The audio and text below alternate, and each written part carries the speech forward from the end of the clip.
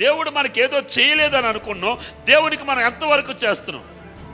దేవుడు మనల్ని చూడట్లేదు అనుకున్నాం, మనం ఎంతవరకు దేవుడిని చూస్తున్నాం?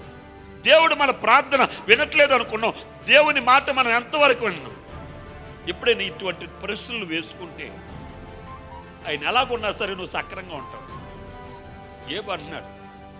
నా జీవితంలోనికి మరణమే సమీపించిన నేను నిన్ను, అంటే నన్ను మరణానికి నువ్వు అప్పగించిన నేను నిన్ను విడిచిపెట్టను.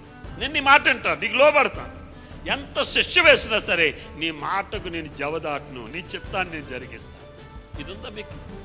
కొంచెం కష్టం కలిగితే, కొంచెం బాధ కలిగితే, అనుకున్న పని అనుకున్నట్టుగా అవ్వకపోతే మన మొక్కలు చూడలేరు. ఏమండి, మీరు వచ్చి ప్రార్థన చేయమన్నారు, నేను ప్రార్థన చేసి జరగలేదనుకోండి, మీ మొక్కలు ఎలాగుంటే తెలుసండి, ఆనందం తాగిన మొక్కల కన్నా వికారంగా ఉంటుంది. దేవుని యొక్క వాక్యం ఏమని చెప్తుంది? ఎల్లప్పుడూ సంతోషించండి, కష్టములోను సంతోషంలో. లోకంలో కష్టంలో ఏడుస్తారు, సంతోషంలో సంతోషిస్తారు. దేవుని బిడ్డలమైన మనము కష్టాలు వచ్చినా సంతోషం వచ్చిన ఒకే మాదిరిగా ఉండాలి.